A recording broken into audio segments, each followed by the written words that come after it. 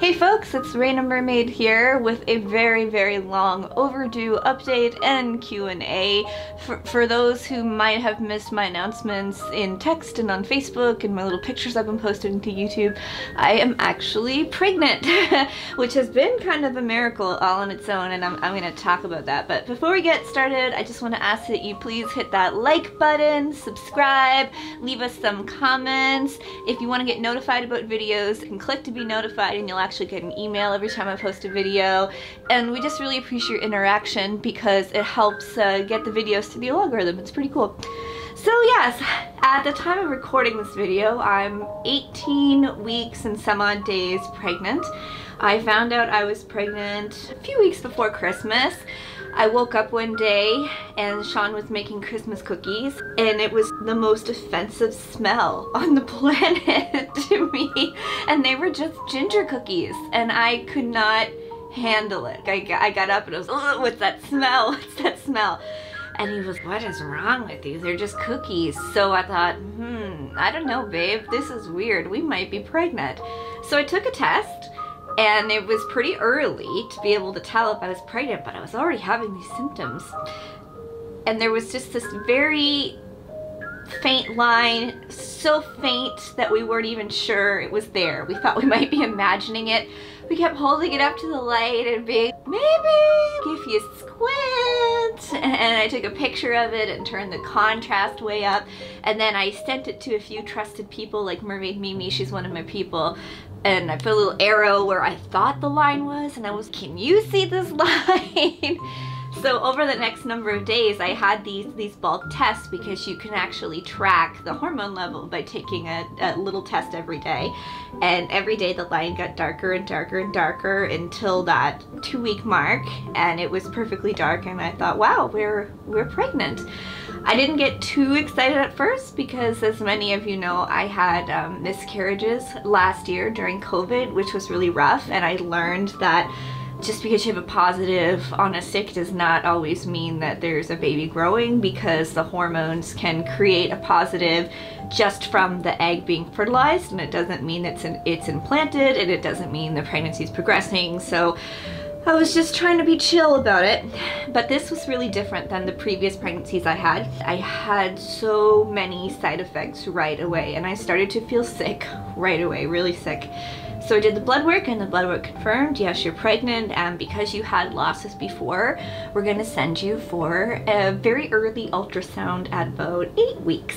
So right about now is when people tend to get their first ultrasound where I live, somewhere between 18 and 20 weeks. They don't tend to do them earlier unless you have had some kind of risk, and so I had a risk, so they sent me early. I still wasn't really telling anybody, kind of holding my breath, wasn't sure it was gonna stick. I'd just been through so much trauma before that I was too scared to really commit to the idea. And Sean and I went for this ultrasound. I unfortunately don't have a picture from this specific ultrasound. And I was really uncomfortable because I had to drink all the water, and I have a bladder disease, so when you have to fill your bladder, like, that's really uncomfortable. And I was too scared to look at the monitor because I was afraid it wasn't going to show a baby, or that it was going to show something that was deceased. I'm 35, which is called a geriatric pregnancy. Isn't that a lovely term? I did not want to be a geriatric pregnancy. I would have loved to have been pregnant even 10 years ago, but if you've been following me, you know that I have endometriosis, and it's an infertility disease, so I don't get much say in it. I was lying on this thing while they're pushing on my belly, and I'm not looking at the screen, I'm looking at Sean. I'm too scared to look at the screen. And I'm just looking at Sean, and I'm waiting to see Sean's reaction, and I see Sean smile, and I think, okay, it's okay, it's okay. And I take a big deep breath, and I look, and there I can see the little outline of the baby, and we can see his heart beating. It's a flickering light, and this little hand is waving. And the ultrasound technician is making a joke. She's like, oh look, the baby's waving at you. And I really felt like the baby was waving at me. It was pretty magical. So from then on in, I accepted I was pregnant, and I was very excited, and we told a few people, like our family, over Christmas and everything.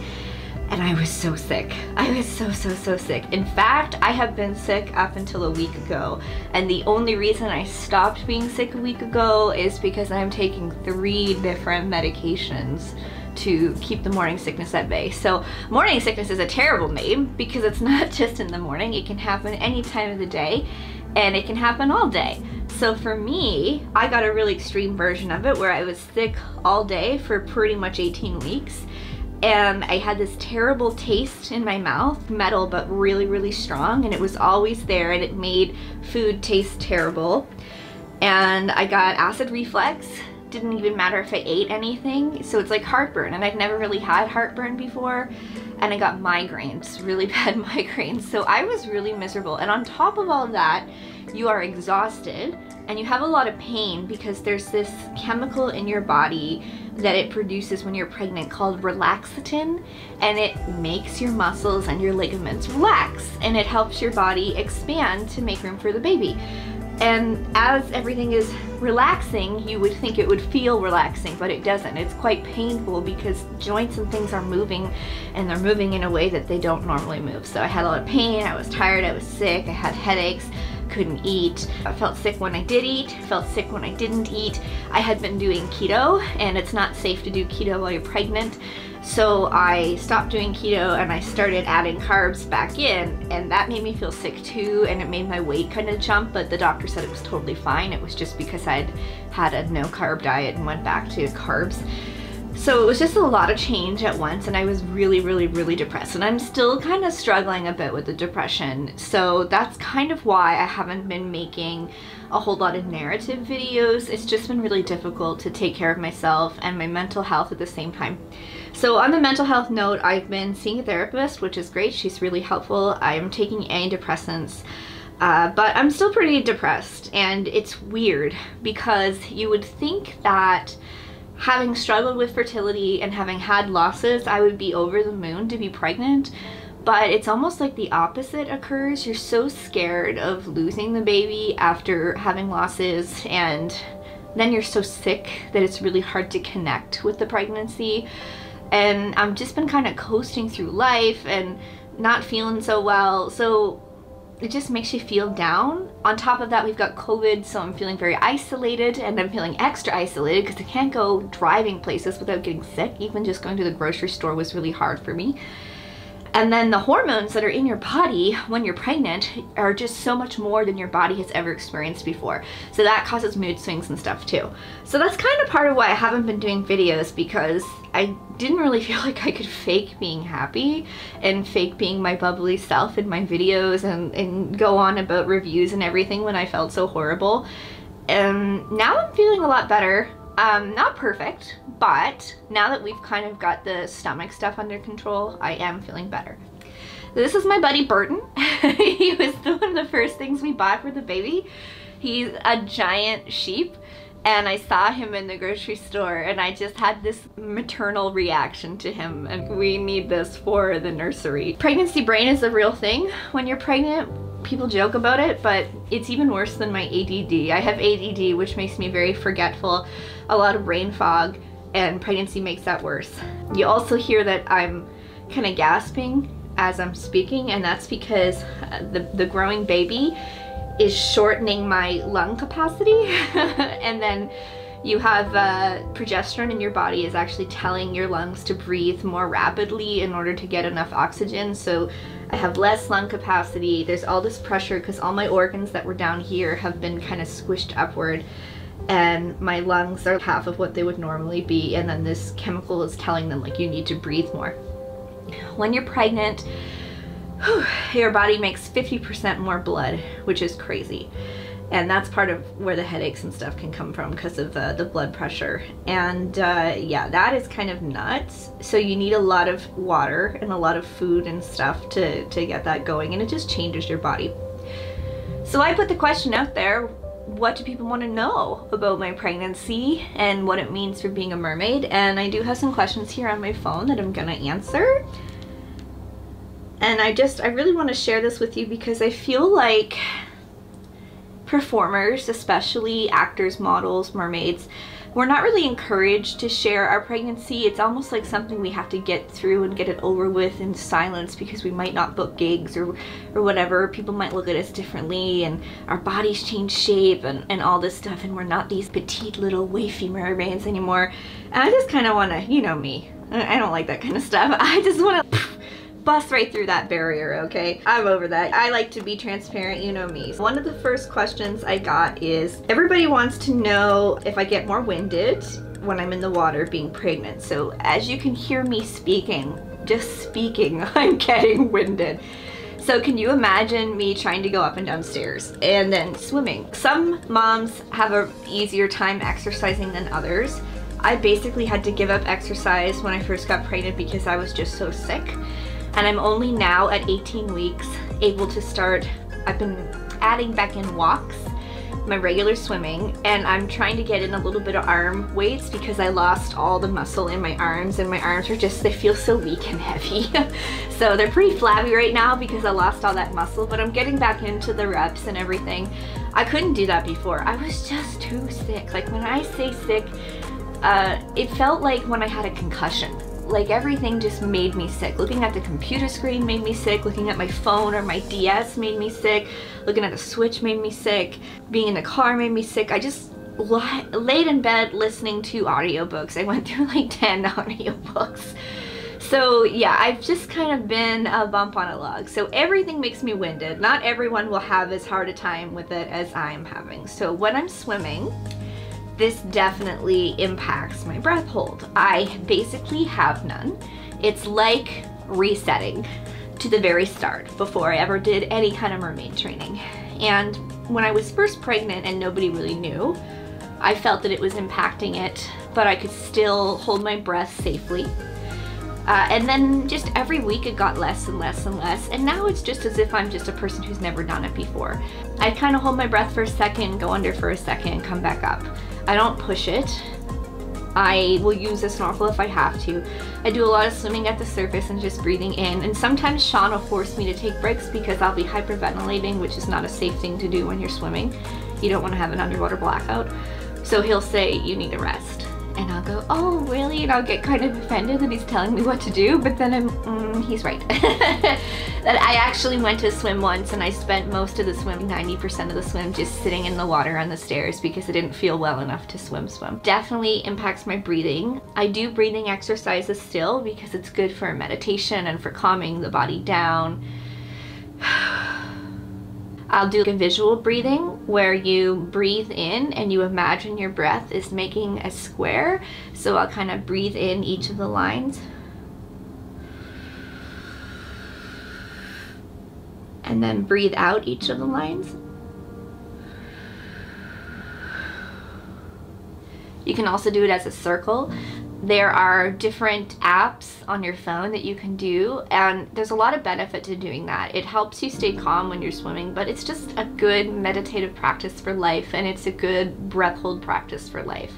So I still do things like that. It's just kind of crap. So all those women out there who are able to still be athletes while they're pregnant, you have so much respect from me. I never in my wildest dreams understood that it could be this hard to be pregnant. Everybody would always tell me, oh, you're gonna feel so great when you're pregnant because your endometriosis won't bother you. Spoiler alert, it has. That's just what it is. I don't mind. It's a nice sacrifice considering I'm gonna have a baby at the end. The next question I get is, how did I get pregnant? Well, when a mommy mermaid and a daddy merman love each other. The short answer is I have no sweet clue. It's definitely a miracle. I have infertility. I was assessed. I was told that there was a very, very small chance of getting pregnant. I was sitting on the list for IVF, which is not funded by any health insurance. It was gonna cost as much as a house to have IVF. We weren't really considering doing it for real, but we wanted to at least have the assessment to see what the doctor said, because there might have been a roundabout way there where I could access an endometriosis surgery, which might have increased our chances. So we were sitting on that list. We weren't actively trying, but we had changed some things in our life. I don't know if any of these things worked. All I have is anecdotal evidence to go on. But when I was researching things to help with my endometriosis, one of the things I read was bee propolis, which is a product of bee pollen. It gets distilled into a tincture and it just kind of tastes like honey.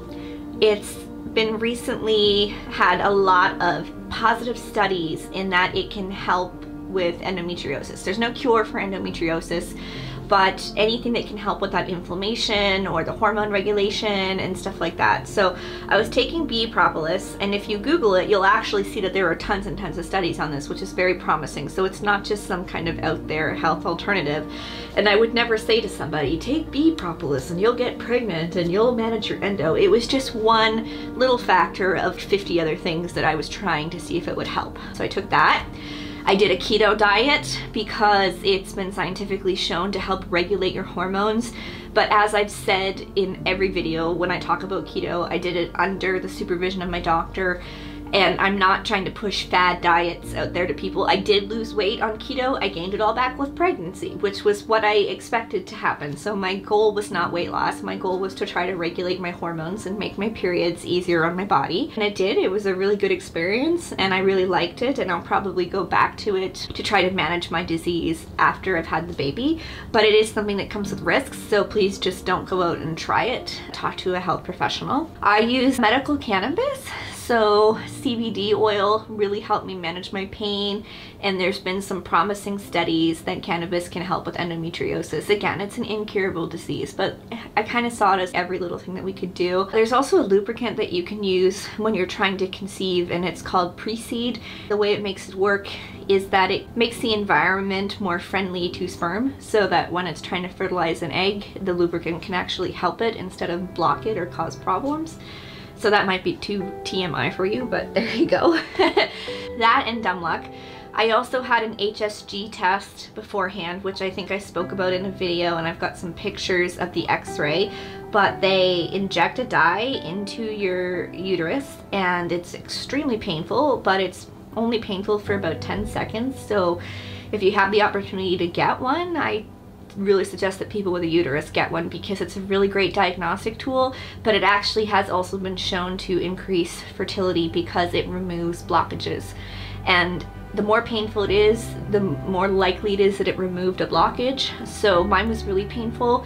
Some women it's just uncomfortable. Mine was really painful, so it likely moved a blockage, which made it more the good environment for a baby.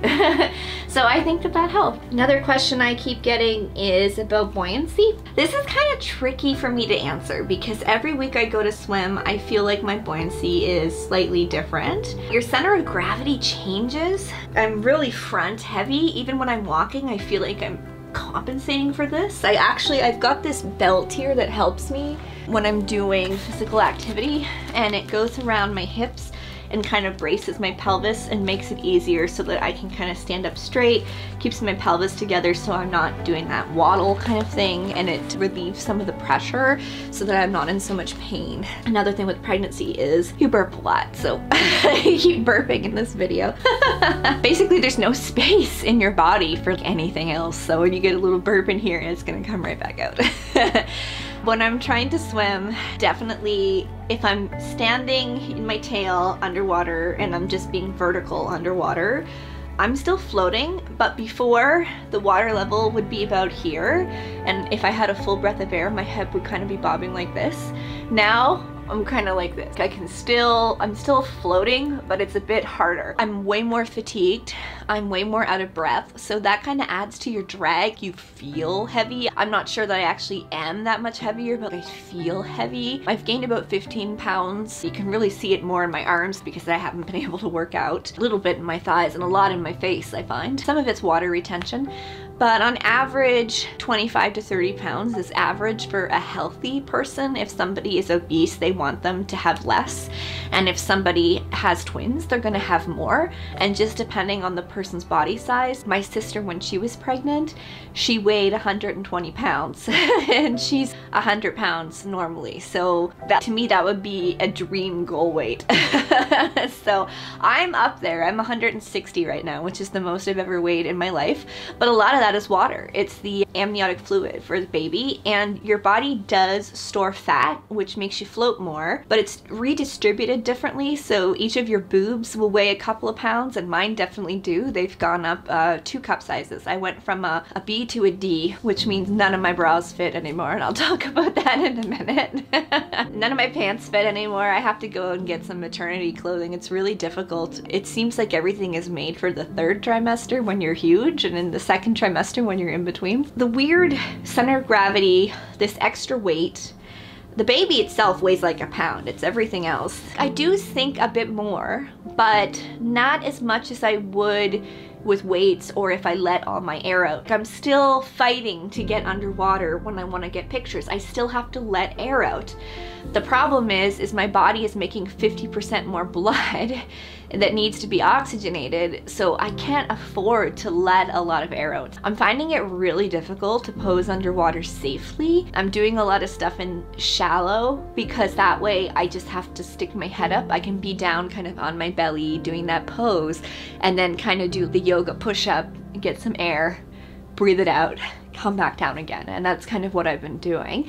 In the deeper end, it's a bit harder, and I've pushed it a few times, and Sean has had to grab me and be like, no, we're not gonna do that anymore. It's just hard. You don't know your limits until you're doing it. Swimming is really difficult now in terms of mermaid swimming. If I want to do a backstroke, I'm fine. So if I'm floating on the surface, I'm just going along, it's very comfortable, it's really nice. Trying to do the dolphin kick is tricky because your hips don't undulate in the same way. You've got that relaxatin that I talked about moving through your body, so sometimes it kind of feels like your hips are gonna dislocate and it freaks you out, and I mean that can happen, so I don't want that to happen. I can wear my belt under some of the tails because it's actually made of neoprene, which is great, but then it adds to the float, right, and it looks a bit bulky under the tail. So I'm trying to do that nice movement, and I end up doing it more inchwormy. I don't really want to do it inchwormy, but I have kind of no choice.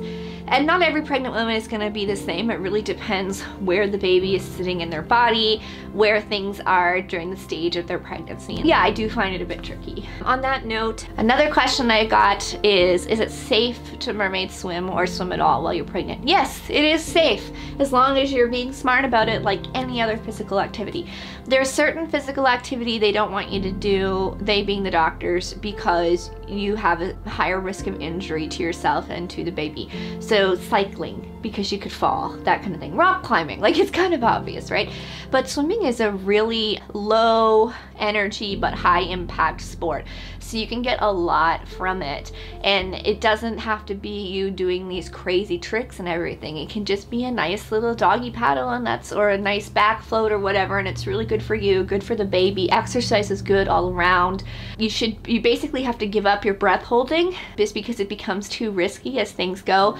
So you have to approach it as if you were someone who had no experience breath holding, and the average person can do about 15 seconds, sometimes a little bit longer if they're being conscientious of it. I'm just not doing these big long go down forever. I'm going down, I'm getting my picture, I'm coming back up, especially because I have to let out the air. Now, if I take a full breath of air, you might have seen my videos where I'm doing bubble rings, I can actually go down for 15 or 20 seconds and do those and be fine. I burp a lot. Your nose changes in pregnancy. I react to the chlorine really poorly now. I get really congested and I get allergic reactions to it. I'm actually taking antihistamines every day because I'm allergic to everything while pregnant. And that's really common. And I get nosebleeds, which is also really common in pregnancy. So I find that trying to create that seal in my nose really difficult now, and so water will go up the nose and out my mouth and I'll choke on it, and it's no fun. So I try to avoid that too. But yeah, it's perfectly fine and safe to swim while pregnant, and mermaiding is fine as long as you're smart about it. You're not pushing yourself and trying to act normal, you know? I had somebody leave an unkind comment about my swimming, and I'm okay, I've actually been doing this 13 years, and I said right in my comment, I'm pregnant, so I can't do the move. And I wonder what they thought this big belly was. I know that you never want to assume someone's pregnant, but it looked like an egg. It was very obviously something, you know? I think it's funny. Those were the main questions I got, but people have mainly been interested as well. How is your body changing? That kind of stuff. So I have some kind of props to talk about. I talked about the belt. The belt is really good. It's worth its weight in gold. Just if you're pregnant or you're thinking of getting pregnant, just buy one. This was 75 bucks and I'm glad I did. You can also get them prescribed by your doctor to covered by your insurance. Bras have been tricky. I don't fit in most of my mermaid bras anymore. I had to buy some bathing suit bras, but maternity bras are a bit different. They're a bit more reinforced and they have a bit more padding that can be taken out, because later when you want to nurse a baby, you can put these little disposable pads inside to absorb any leakage of milk. The thing about your boobs is they hurt a lot. And any menstruating person knows that boobs hurt with your cycle. It's like 10 times worse than that. It feels like I've been doing, what are these called, flies? It feels like I've been doing the pec flies all the time. And then your nipples just really, really hurt, and getting cold hurts a lot. So a lot of my mermaid tops have been really uncomfortable in the water. There's a few of them I've been wearing. My Amathea top has been great, so I've been wearing that one a lot. And it offers a lot of coverage because, again, my boobs have gotten so much bigger and they won't stay that way. They're so big that I've gotten stretch marks on them. The maternity bras are kind of more reinforced. They also come with extra extenders because you are gonna get wider around here, and I did, and it's just, you want everything as comfortable as possible.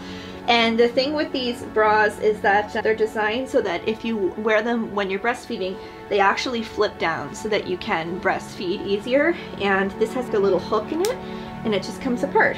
So it's, I want to breastfeed the baby or I want to wear my bra kind of thing. I hate wearing bras, and I've been wearing them a lot more while pregnant because I do find I need the support. Having gone from a B to a D is just different for my body. I need the extra support, so that's kind of good. That's a good investment. Another thing I had happen is I caught a skin infection, likely from the pool. It's called ringworm, and it's not an actual worm. They just call it that because it makes a ring on your body. It's highly contagious. And the only way to get rid of it on the part of my body where I got it, which is on the back of my neck, just close to my scalp, is with an oral medication. But when you're pregnant, you can't take the oral medication. You can put on the topical creams and stuff, but they won't cure it. So I've had this for a year because when I first got it, it didn't look like ringworm. We thought it was just, what do you call it, eczema. So we were treating it like it was eczema from the pool. Just the back of my neck got dried out. We were actually making it worse and didn't know. And then finally the doctor was, oh no, this is bad, and unfortunately you're gonna have to tough it out until you have the baby because the medication increases the risk of miscarriage, so we can't give you the medication.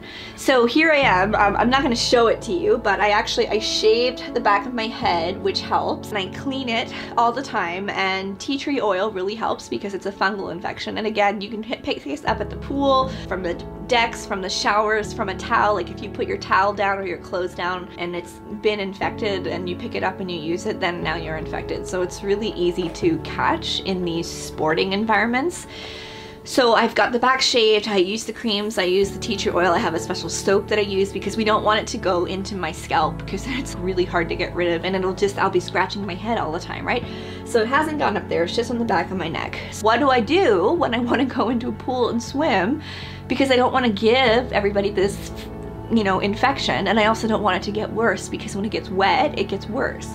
So I got this great stuff called Tegaderm. It's a product very similar to what they use on tattoos to waterproof your tattoos. Nowadays, when you get a tattoo, they'll put this stuff all over it, and it's got clear plastic bandage that sticks to it, and it stays on. It's completely waterproof and it keeps it dry. So this is the same thing. I'm not gonna completely open it because they're quite expensive, so I'm gonna use it. I'm gonna use it when I swim tomorrow, but I'll show you what it looks like. Basically, This entire patch is clear and sticky, almost looks like laminate, like what you would put on to laminate something. It goes over the spot on my neck, and then Sean will peel the stuff off, and it stays there. It's perfect. It keeps it perfectly dry. It keeps me from spreading it to anybody. I don't want to spread it to Sean. Clean my bed more frequently, my pillows, my sheets. It's super annoying, all these things about pregnancy that nobody tells you. Yeah, you might get a skin infection. It's really common to get it while you're pregnant because your immune system is down, and oh, whoops, we can't cure it. So that's been fun. One of the nice things about being pregnant is I got this lovely gift from the Mertailor crew. It's a little tail for my baby. I'm so excited. Isn't it nice, Burton? I named him Burton because Burton Cummings was on the radio when I got him. You know, like, no sugar tonight in my coffee, no sugar tonight in my tea. Yeah, I love Burton Cummings. This is a little baby tail, and it's made to match my custom tail, which I love. We actually used a tail that Candy gave us for our nephew a few years ago. We used that in our baby announcement, and everybody was, oh, it's a blue tail. Does that mean you're having a boy? And we didn't know the sex of the baby, so we were like, no, it's just the only kid tail that we have. But actually, we do know the sex of the baby. And here's the thing. I'm not huge on the whole gender reveal thing. Just having learned more about trans rights, I see how harmful they can be. And if you choose to do them, that's your own little thing, but we chose not to do it. However, I did, because of my age, remember, I'm a geriatric pregnancy, I did have genetic testing, and my mom passed away because of a genetic disease. So I had to have genetic testing, which is just a blood test that they check for Down syndrome and Angelman syndrome and all kinds of other things. They can also tell you the sex of the baby with 99% accuracy. So we did find out that our baby has a penis. So the sex of the baby is a boy. Their gender remains to be seen because they are not in the world yet experiencing it. I do use he pronouns, but I also use they because really I'm gonna raise my child. I'm gonna say, you know, you have a penis, so the world sees you as a boy, but you are whatever you feel you are. So we'll see. Their name is River. River James. I really thought about Ocean a lot. I really love that name, but something about River just stuck, and there is a place in Caledonia here in Nova Scotia called River James, and it just kind of stuck. And James is a family name, middle name through Sean's family, and I thought RJ was a nice abbreviation. River is kind of gender neutral. James isn't, but River is. I don't know, James could be gender neutral if they wanted it to be, right? Maybe they don't like going by River. Maybe they think it's too weird. Mom is too much of a hippie, so maybe they want to go by James. I don't know.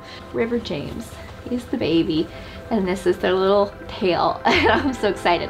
So here's what I'm thinking. We put Sean in the silicone version of this, me in the fabric version of this, and River in this one, and we get a family photo, right? It'll be good. So that's my first round of questions. One other little thing I'll show you is people have been asking us if we have a baby registry, and we do have a baby registry, and I do not expect people to buy things on it, but if you happen to feel like you would like to contribute to something like that, we've had a few international friends and fans just get a little something off our list for River, which has been really nice. Really surprising too. We really appreciate it because we're trying to buy a house right now, and the housing market in Nova Scotia is absolutely insane. Because we have no COVID here, we have very limited cases, and life is very normal. Everyone's trying to move here, and people are buying houses without even seeing them. So the housing market, we've got houses that are appraised at maybe like 120,000, and they're going for $500,000. So it's really difficult. And then rent has also dramatically increased. It's on par with what's in California. You're looking at like $2,000 a month for a bachelor apartment. It's getting really freaky. So we are trying to navigate this crazy world. We need more space. We don't have enough space here for River, but I think we may end up, because we've been having such poor luck trying to find places. Places are going on the market for like 2 days, 2 or 3 days, and then gone. It's insane. It's very stressful, actually. So that's one of my big stresses right now, and all of our personal money is going towards a down payment on a home. So we'll see what happens with that. But yeah, babies are expensive and we appreciate any help we get, but you're certainly not obligated to. I always feel really weird about baby registries. I love buying stuff for other people when it's theirs, but it's really weird to set it up for yourself and be like, hey, give me things. It just feels weird. I got a lot of great advice from people about our baby registry. If you have a product that you think is really important to have, you have a kid and you use something and you're like, oh my gosh, this was life-changing, please tell me about it. Sean and I don't have our moms, remember? Both our moms died, so we don't have the same kind of influence other people have. So we would love stuff like that, ideas like that. My friend Karsten gave us this beautiful little dude, and he's he's a little seahorse. And he plays bubbles and little lullabies. He's so cute and he lights up. I'm sure he'll drive me nuts eventually, but I'm really excited for River to have him. We're trying to just get the essentials and that kind of stuff, like not too many toys and crazy stuff. I do have nephews, so we're inheriting a lot, but yeah, this whole being a mermaid while pregnant thing is so crazy. I'm finding it harder to be an influencer. On my Instagram, if you check it out, it's HFX Mermaid. I'm trying to be really honest about the experience because for me, I felt kind of betrayed becoming pregnant and having it be so hard. No one talks about how hard this is. Nobody talks about being sick all the time. Nobody talks about being depressed when you're pregnant. They talk about postpartum depression, but they don't talk about being depressed when you're pregnant. So I want to talk about those things, so I've been putting that stuff on my Instagram. The other thing we're doing is we're hiring a postpartum doula, who is somebody who comes into your home to help you heal and transition and take care of the baby and get cooking, cleaning, and stuff like that done. I'm really excited for it because I'm actually having a C-section because of my endometriosis and how pervasive the disease is in my body. I'm at a higher risk of an emergency C-section, so we made the decision to just schedule one. So I'm gonna have a incision, and I'll talk about that at some point. An incision down here that's gonna need healing, and it's gonna mean that I'm not gonna be as mobile, I'm not gonna be able to pick the baby up as easily, and I really wanna breastfeed because there's so much benefit. We are getting COVID vaccines super late here, so we still don't have them, but studies are showing that we can pass the immunity onto the baby through milk, so it's really important to me that I get the shot and that I can do that. So that's kind of all the updates on the baby stuff. I know this is a really long video for our typical stuff, but there's just so much to cover to catch up. I wanted to give another thank you and shout out to Mertailor. I've got one of their awesome purses here, which I'm totally in love with. I've got everything in this bag. This is one of the smaller totes, and I think this is the deep sea betta, so it matches that tail. It's also got a really beautiful print on the inside of koi's, and it has a bottom panel that I actually took out because I like having my bag like a little more space like that, but there is a bottom piece so that if you want more of a structure so that it'll sit nicely. That's just really beautiful, and that's just one of the new things he's added to his line, so I just wanted to give a shout out and thank you. Every once in a while when I do really well with my code, they'll give me the little thank you to review, and I mean, there's not much you can review in a bag. It's either good or it's not, and this one is good, and it's really nice looking, and you can get them to match your tails, so yeah, I love it. So thank you for hanging out with me during this very long video to catch up on pregnancy and life. If you have any more questions for me, please leave them in the comments and I will do some follow-up shorter videos. And just thank you for all your patience with me. It's been difficult to get videos out on a schedule. We are swimming, but a lot of our content is the same right now because we've just been in the pool for months.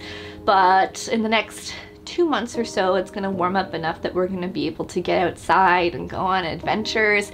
It's gonna be really weird doing it with the belly, but we're gonna figure it out. Do you have any ideas for cool underwater or above water mermaid belly shoots? Give me your ideas. I wanna hear them all. Ask me your questions. Ask me the embarrassing questions. I don't care, I wanna talk about them. So once again, please hit that like and subscribe, and we would really appreciate your support on patreon.com/RainaMermaid. We have a pin post on there with tons and tons and tons of resources. We have our own Discord, lots of behind the scenes, lots of early access to stuff, and just lots of fun community. It's just nice to have a little pod, isn't it? And lastly, you can use my code Raina10 for 10% off at Mertailor. We really appreciate when you do that because we get that little kickback and it goes into keeping Halifax Mermaids in business. And we have not been able to work for a year because of the virus. We've been able to take on closed set gigs, which have been for TV and for Canada Day when we did some filming. So basically filming that's closed set we've been able to do, but that's been it.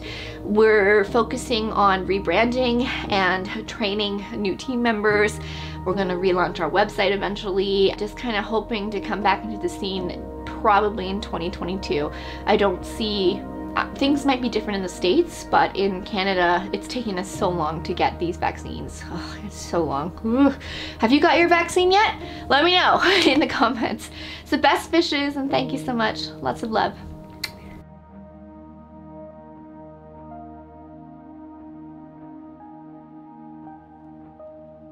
And this is my pregnancy brain, so you can cut this part out. What was I trying to say? Okay, I gotta pee.